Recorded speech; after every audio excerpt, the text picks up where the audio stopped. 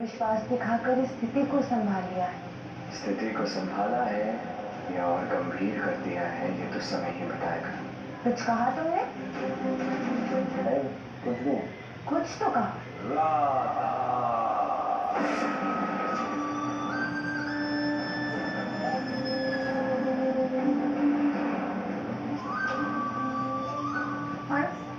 तुम यहाँ क्या कर रहे हो? आभार व्यक्त करने आया हूँ आप दोनों का। अच्छा,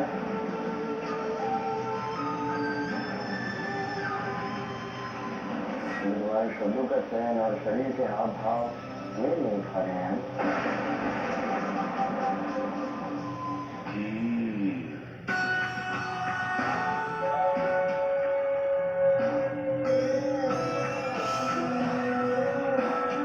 क्योंकि किसी सुगंध ने वाणी और मन दोनों का लक्ष्य भंग कर दिया।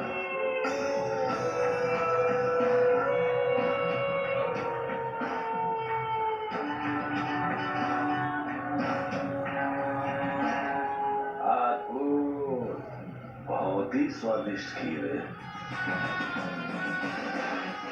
क्षमा कीजिए, खाने से पहले अनुमति नहीं ली। आपकी लीलाओं में से ही सुनकर सीखा है। भूख में भोजन सामने हो तो किसी की अनुमति की कोई आवश्यकता नहीं है। आपका धन्यवाद, आपने हमारा ध्यान रखा द्वारका में। किसी बात की कमी होनी नहीं। आज मेरे स्वागत के लिए आपने खीर भी बना दी। वो बात कहने आए हैं वो कह सकते हैं। तो सुनिए, कल राधा की मांग पूरी करने के पश्चात हमें विवाह की तैयारी करनी और समय नहीं मिलेगा बात करने के लिए। तो सोचा क्यों ना आज आपसे जी भरकर बात कर लूं। बात यह है कि मैं आपसे द्वारका की एक स्मारिका चाहता हूँ। आपको और इस नगरी को स्मरण रखने के लिए एक निशानी। क्या आप मुझे देंगे?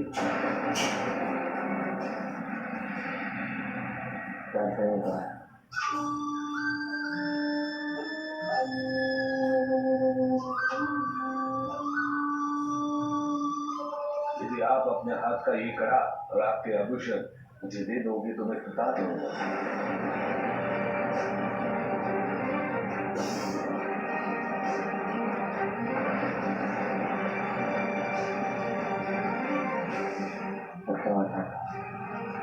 ये मैं नहीं कर सकता, आपको आभूषण नहीं दे सकता। तो फिर क्या खाली हाथ भेजेंगे मुझे? मेरा भी मान भंग होगा। इतना प्रतापी असुर और तनिक भी सम्मानित द्वारका में, और इसमें आपका भी अपदेश होगा। अतिथि को रिक्त हाथ विदा किया।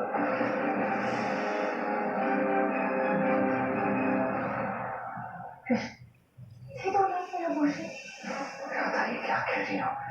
तुम्हें क्या थी अवश्य इसकी कोई जान हो सकती है। उसके पश्चात भी तुम चाहती हो कि मैं ये कड़ा इसे दे दूं? क्या सोच रहे हो कृष्ण? दे दो ना जो मांग रहा है। नहीं, मैं नहीं दे सकता। तुमने तो मुझसे वचन लिया है कि मैं इसमें हस्तक्षेप ना करूं। तो मैं कैसे हस्तक्षेप कर सकता? तुम्हें जो भी उचित लगे तुम अवश्य करना है, किंतु मैं आभूषण नहीं ले सकता। भला इतनी भी क्या बड़ी बात हो जाएगी ऐसे करने से क्लेश? या मान लो कि तुम सबने मिलकर मेरे साथ छल किया। अगर नहीं तो ये आभूषण मुझे दे दो। तुम्हें जो सोचना है तुम सोच सकते हो।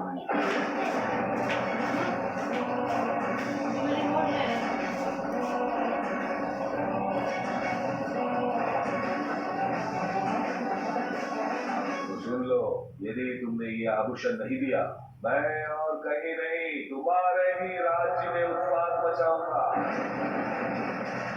और मेरी रक्षा करेगी राधा, क्योंकि मैं उसका अतिथि हूँ।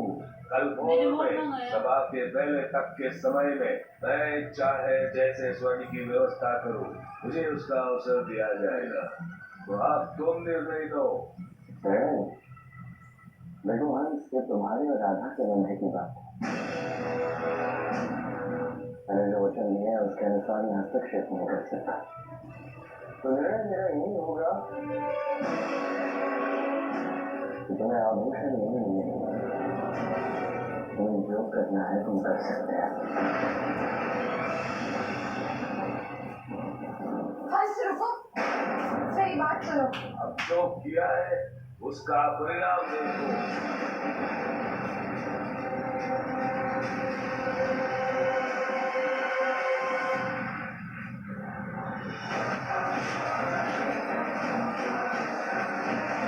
पकड़ो इन युवाओं को, ले जाओ इनका विवाह करवा दो, सारा धन लूट लो इन घरों का, इनके शरीर से अवसर करवा लो, शीघ्र करो जल्दी।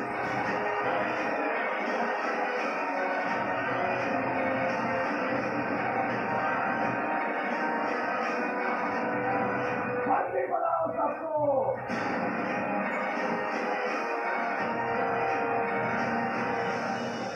हंस, मैंने हर बात में तुम्हारा साथ दिया, पर उचित अनुचित में क्यों पीछे नहीं हट जाते मेरे भ्राता? क्या ये हिंसा, ये उत्पात यही मार गए इस परिस्थिति में? हाँ, मैं कृष्ण को ना उससे जीत करूंगा, वो आभूषण देने के लिए विवश हो जाएगा।